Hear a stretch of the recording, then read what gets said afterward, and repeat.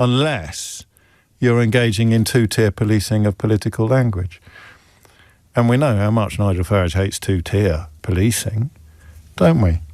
I'm up to 3 examples of just how epic this hypocrisy is. Before we dive into the full story, comment where you're watching from, and don't forget to like and subscribe so you don't miss the next one.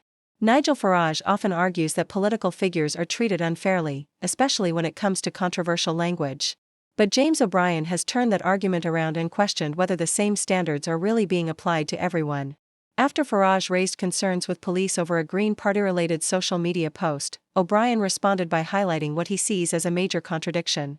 He began listing examples of politicians using aggressive or inflammatory language without facing the same level of criticism or consequences. His argument is clear: if political speech is going to be judged, then the rules should apply equally to everyone, not only when it involves political opponents.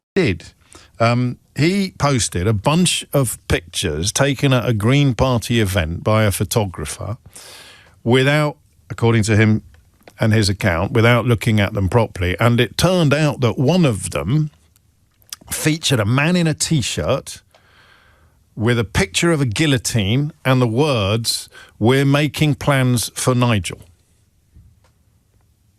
And that is actually the end of that story. That's what happened. He when it was brought to his attention, he took it down. A spokesman said that he condemned it, but he didn't apologise. I said yesterday that he had apologised. Being a brilliant radio presenter, I very quickly corrected myself. But I presumed that a condemnation goes hand in hand with an apology. This is one of the reasons why I find the question I'm going to ask you in 5 minutes so interesting. So he condemned it, but he didn't specifically. You posted a picture of an MP, and it's of a female MP, and it said, "You dozy cow should be shot." What if you posted that? Because that's what one of Nigel Farage's colleagues did. That is exactly what, word for word, with a picture of the Labour MP for Bolsover, Natalie Fleet. That is what, I think he's the deputy leader of Lancashire Council, actually did. County Councillor Simon Evans did this on Facebook. "You dozy cow," my apologies for the language here, but I'm just reading out what the Reform UK councillor did on social media, "should be shot." Now, he subsequently took the post down, apologised for it, and said that he did not notice the offensive text. Reform said the party had investigated, but it was agreed it was a genuine mistake and no further action was necessary. So, "You dozy cow should be shot," genuine mistake, no further action necessary. T-shirt, guillotine, Nigel, genuine mistake, call the police. I'm just wondering whether that sounds a little bit two-tier to you. Let's refresh our memory about a story that we touched on yesterday. I suggest we listen to them and not the overpaid pen pushers in Whitehall who are not doing a neutral job, and once Brexit's done, we'll take the knife to them, all right? Had enough of all of it. We'll take the knife to them, had enough of all of it. Now, I don't know whether you think he meant that. He was actually going to turn up in Whitehall with a knife and start stabbing people. But, I mean, he believes that a bloke wearing a T-shirt with a guillotine on it is actively encouraging people to, I don't know, build a guillotine and then somehow drag him to it and chop his head off? I genuinely, if that's why, unless you're wasting police time, you must genuinely believe that a bloke with a picture of a guillotine on his T-shirt is threatening decapitation, whereas a bloke standing up in public and saying he's going to take a knife to some human beings is not threatening to take a knife to some human beings.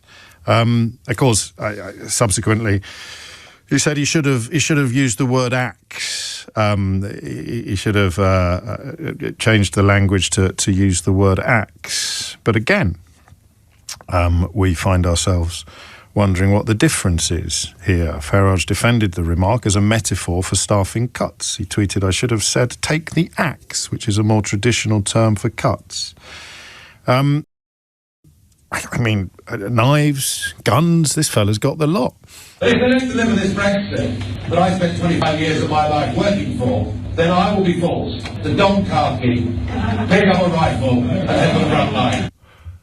Don khaki, pick up a rifle and head for the front line. Now, I don't know whether you hear that and think that he was realistically threatening to dress up in a slightly different outfit from his usual clothes and get a gun from undisclosed sources and go out and start shooting people. Most obviously, I think Theresa May, because it was her job at the time to deliver the Brexit that he was talking about. Do you think that he meant that he was going to stab civil servants? Do you think that he meant that he was going to shoot Theresa May? Or do you think that he was using figures of speech? And remember, Zach Polensky wasn't wearing this T-shirt with the guillotine on it. He was simply posting a picture of it in a tranche of photographs that had been provided by a photographer. So I suppose that consistency demands that Nigel Farage should have phoned the police, should have called the police on himself at least twice, and indeed on Councillor Simon Evans, the deputy leader of Lancashire County Council. A spokesman for Mr Farage said his words were out of context and it would be unfair. Taking the words out of context would be unfair, and insisted that the party was opposed to any type of violence. Which again sounds a little bit two-tier, doesn't it? If a T-shirt is incitement to murder and the police should be involved, but threatening to shoot people is being taken out of context and expressing opinions that are opposed to any... I mean, I don't quite see how one is worse than the other unless you're engaging in two-tier policing of political language. And we know how much Nigel Farage hates two-tier policing, don't we? I'm up to 3 examples of just how epic this hypocrisy is. But I've got 10. You will remember when the little girls in Southport were murdered, and it felt at the time as if every racist on the planet was taking to social media to tell lies about it and to try to whip up hatred and indeed incite violence against refugees or asylum seekers or immigrants in general or foreigners. Quite why you would want to be violent towards somebody who had absolutely nothing to do with the thing that has got you upset, unless you've been successfully groomed or gaslit by race provocateurs, remains beyond me. But some people got stuck in and chose to, to either believe the utterly unsourced rantings of deeply unpleasant people and share them with their huge followings, or they pretended to believe the utterly unsourced rantings of deeply unpleasant people and share them with their huge followings. I don't know why you would do that, but I do know that I wasn't the first person to suggest that those riots that followed those hideous murders should have been called the Farage riots, because many, many, many people who took to the streets and enacted violence or threatened violence or witnessed or enjoyed violence seemed to be dancing to a tune that was set by the social media activity of, I say, the usual suspects. It was Tom Swarbrick who put it to Nigel Farage that he had been part of this problem. One of the reasons the Southport riots were as bad as they were is we weren't told the truth. There were stories online from some very prominent folks with big followings, Andrew Tate, etc., suggesting the man had crossed the English Channel in a boat in October 2023. Other suggestions that he was an active Muslim. And much of this led to the riots that we saw. But you amplified that because you said some reports suggest... I asked a very simple question. Was this person known or not? Now, to the security services. Absolutely. And that's a perfectly legitimate question, which was raised by Yvette Cooper. But, Nigel Farage, you didn't just do that, did you? You said some reports suggest he was known to the security services. Those reports were from a fake news website amplified by Russian state TV and, as you mentioned, Andrew Tate. Which ones were you looking at? Which adds to what I was asking for. So contributing to a context, that's a good word, they like to use that word a lot, contributing to a context which saw hideous violence unfolding on our streets and saw people living in fear of their lives, and based entirely upon lies that he had helped to spread. It's not because they didn't tell us what was going on that these riots happened, it's because liars told us things that had not happened. And what the fudge is an active Muslim while we're at it? An active... What are you supposed to do with that phrase? Just sort of think negative thoughts about all Muslims? Anyway, Nigel Farage didn't apologise for that, but he's called the police about a T-shirt. And one of the people who responded to the online horror show that accompanied that hideous murder was a woman called Lucy Connolly, who subsequently pleaded guilty to incitement to racial hatred after calling for countless innocent people to be burned alive in their beds. Nigel Farage didn't call the police on her, somebody else did. Instead, he, or his party, invited her onto stage at the Reform UK Party conference to receive this welcome. Our Planet Normal guest this week has become a living symbol of two-tier Britain. The sheer injustice she has suffered has shocked millions of people across Britain and indeed across the whole world. She's a wonderful mum, wife, beloved childminder, little kids from every corner of the earth she's taken wonderful care of. So I am, of course, referring to Britain's favourite political prisoner. Ladies and gentlemen, please give the warmest of welcomes to Lucy Connolly.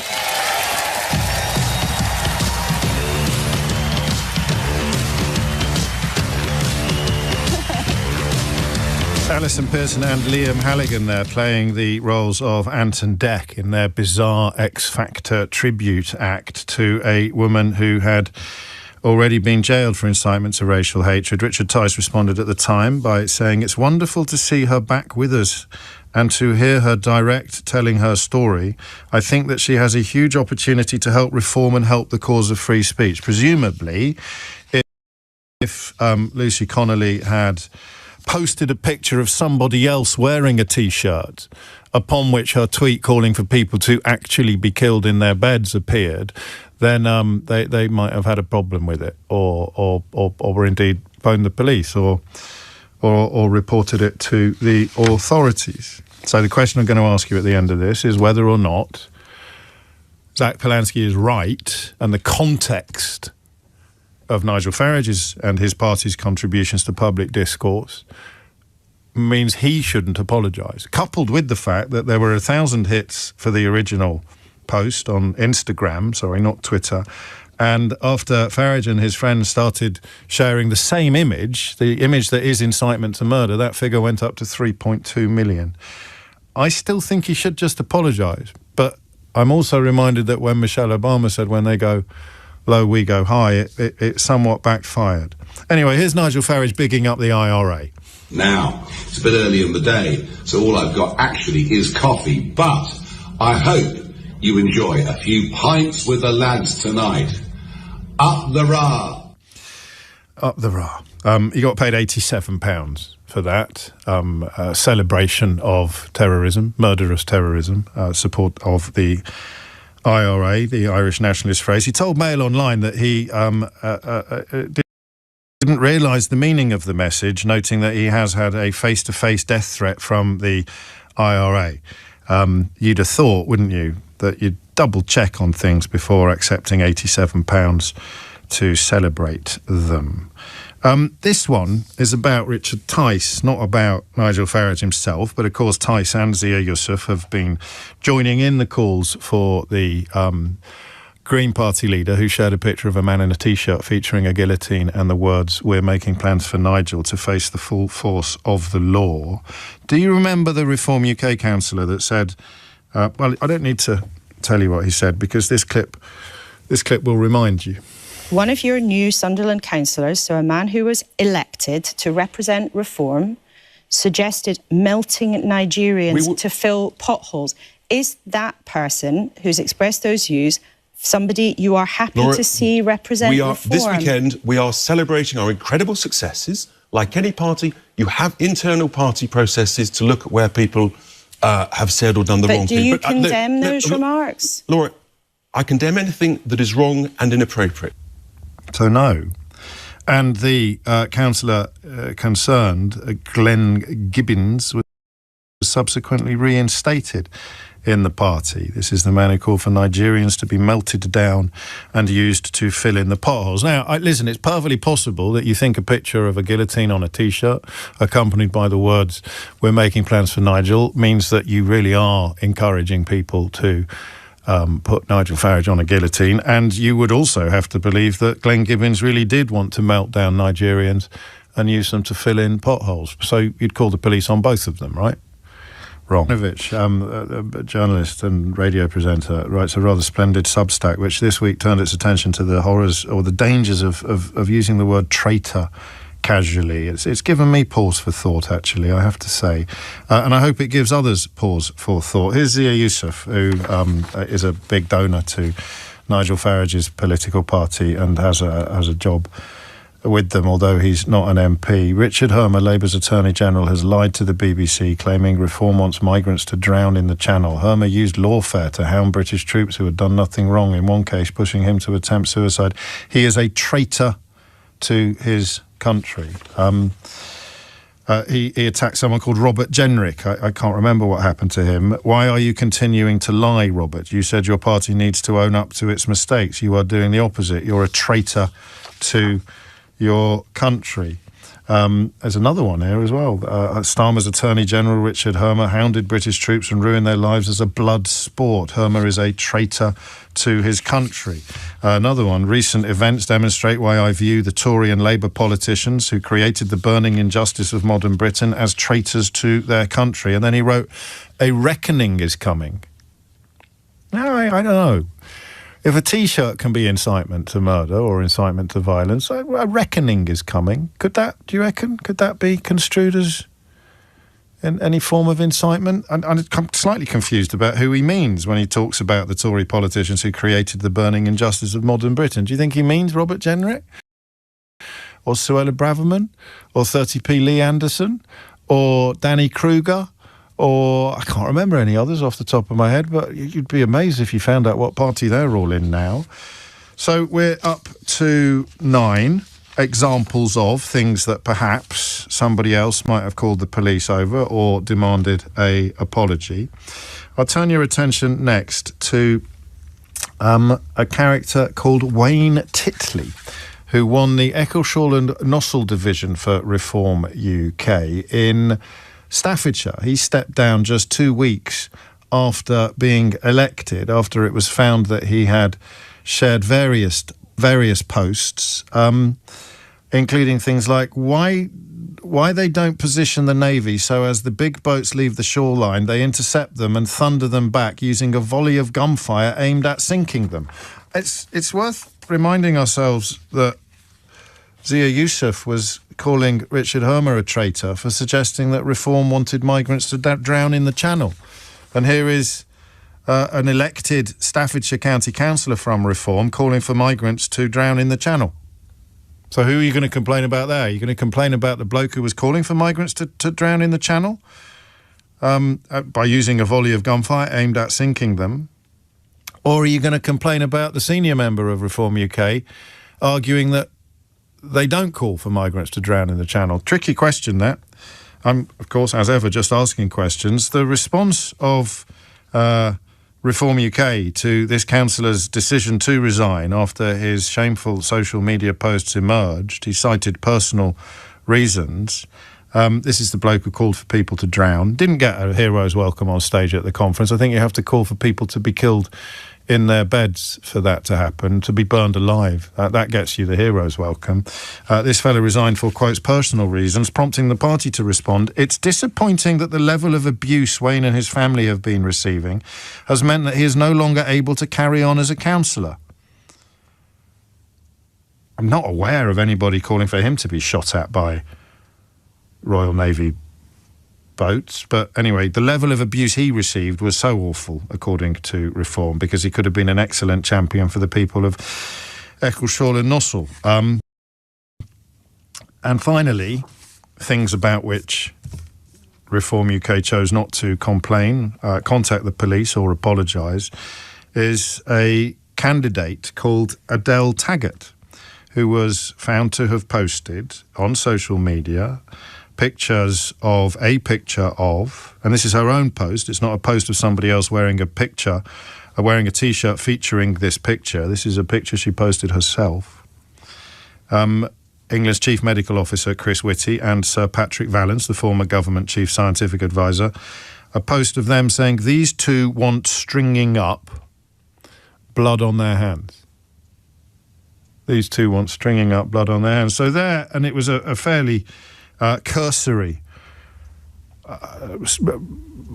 scan of my memory banks for stories that might add to Zach Polanski's permission. There are 10 examples, and I've just remembered, a couple of you have reminded me that if you attended or remember when there were a lot of protests on the streets regarding Brexit, Brexiters were photographed on more than one occasion with actual homemade guillotines.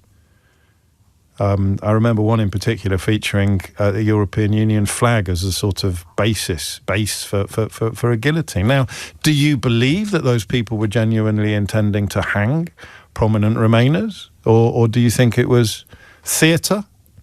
The physical equivalent to a figure of speech? I don't know, but they are currently queuing up to claim that when Zach Polanski posted a photograph of a man in a T-shirt featuring a guillotine and the words "We're making plans for Nigel," he was inciting murder, even though he has persuasively argued that he hadn't even clocked the picture itself because it came in a large tranche of photographs. There are 10 examples of comparable or worse behaviour undertaken not by people wearing T-shirts in tweets that were shared by members of Reform, but by the actual members of Reform, up to and including Nigel take a knife, pick up a rifle, Farage.